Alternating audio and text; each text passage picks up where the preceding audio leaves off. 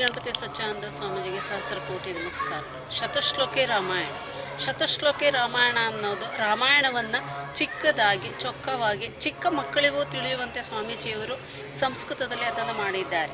ಬಹುಶಃ ಇದನ್ನು ಹೇಳಬೇಕು ಅಂದರೆ ರಾಮನೇ ಬಂದು ಶತಶ್ಲೋಕಿಯನ್ನು ತನ್ನ ಕಥೆಯನ್ನು ಶ್ಲೋಕವಾಗಿ ಮಾಡಿರುವಂತೆ ನಮಗೆಲ್ಲ ಭಾಸ ಆಗ್ತಾ ಇದೆ. ಮತ್ತು ಈ ರಾಮಾಯಣದಲ್ಲಿ ಎಲ್ಲ ಮಕ್ಕಳು ಇದನ್ನು ಕಂಠಪಾಠ ಮಾಡ್ತಾ ಇದ್ದಾರೆ.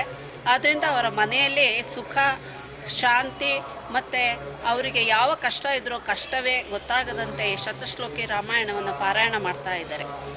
ಶತಶ್ಲೋಕಿ ರಾಮಾಯಣ ಅನ್ನೋದು ಮನೆಯಲ್ಲೇ ಅಲ್ಲದೇ ಅದನ್ನು ಗಾಳಿಯಲ್ಲಿ ಎಲ್ಲರಿಗೂ ಪ್ರಪಂಚದಾದ್ಯಂತ ಯಾವ ಕಷ್ಟವೂ ಯಾರಿಗೂ ಇಲ್ಲದಂತೆ, ಯಾವ ಪ್ರಳಯವಾಗಲಿ ಯಾವ ಭೂಕಂಪವಾಗಲಿ ಯಾವುದು ಬರದಂತೆ ಸ್ವಾಮೀಜಿ ಅದನ್ನು ತಡೆದಿದ್ದಾರೆ ಅಂತ ಹೇಳೋದಕ್ಕೆ ನನಗೆ ತುಂಬ ಸಂತೋಷ ಆಗ್ತಾ ಇದೆ. ಮತ್ತು ಆ ಶತಶ್ಲೋಕಿ ರಾಮಾಯಣ ಬುಕ್ಕು ಒಂದಕ್ಕೆ ನಾವು ಪೂಜೆ ಮಾಡಿದರೆ ಸಾಕು, ಅಷ್ಟು ನಮಗೆ ಪುಣ್ಯ ಬರುತ್ತೆ ಅನ್ನೋದನ್ನು ಸ್ವಾಮೀಜಿಯವರು ಹೇಳಿದ್ದಾರೆ. ಇದನ್ನು ಕೇಳಿ ನಮಗೂ ತುಂಬ ಸಂತೋಷ ಆಗಿದೆ. ಮತ್ತು ನಾವು ಇವಾಗ ಹೇಳಬೇಕು ಅಂದರೆ ರಾಮರಾಜ್ಯದಲ್ಲಿದ್ದೀವಿ ಅಂತ ಹೇಳ್ಬೋದು. ರಾಮನನ್ನು ಆಗ ನೋಡಲಿಲ್ಲ ಅಂತ ಯಾರೂ ಬೇಜಾರು ಮಾಡ್ಕೊಳ್ಳೋದೇ ಬೇಡ.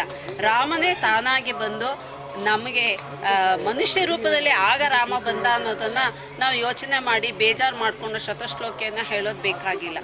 ನಾವು ಎದುರಿಗೆ ರಾಮನನ್ನು ನೋಡಿ, ರಾಮನನ್ನ ಪೂಜೆಯನ್ನು ನೋಡಿ, ರಾಮ ಮಾಡುವಂತಹ ಭಜನೆಗಳನ್ನು ಕೇಳಿ, ರಾಮ ನಮ್ಮ ಮನೆಗೆ ಬಂದು ಅವರ ಪಾದ ಸ್ಪರ್ಶದಿಂದ ನಮ್ಮ ಮನೆ, ನಮ್ಮ ಭೂಮಿ, ನಮ್ಮ ಪ್ರಪಂಚ, ನಮ್ಮ ನೀರು ಎಲ್ಲವೂ ಬಹಳ ಪುನೀತವಾಗಿದೆ ಅಂತ ಹೇಳೋದಕ್ಕೆ ನಾನು ತುಂಬ ಸಂತೋಷ ಪಡ್ತಾ ಇದ್ದೀನಿ.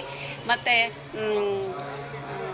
ಸ್ವಾಮೀಜಿಯವರು ನಮ್ಮ ಮನೆಯಲ್ಲಿ ಮಕ್ಕಳಿಗಾಗಲಿ ಎಲ್ಲ ಮಕ್ಕಳಿಗೂ ಎಲ್ಲರಿಗೂ ಮಕ್ಕಳಿಗೆ ತಮ್ಮ ವಿದ್ಯೆಯನ್ನು ಕೊಟ್ಟು ಎಲ್ಲ ಮನೆಯಲ್ಲೂ ಮಕ್ಕಳು ಬಹಳ ಚೆನ್ನಾಗಿ ಬರ್ತಾ ಇದ್ದಾರೆ ಅಂತ ಹೇಳೋದಕ್ಕೆ ಸಂತೋಷ ಪಡ್ತಾ ಇದ್ದೀನಿ.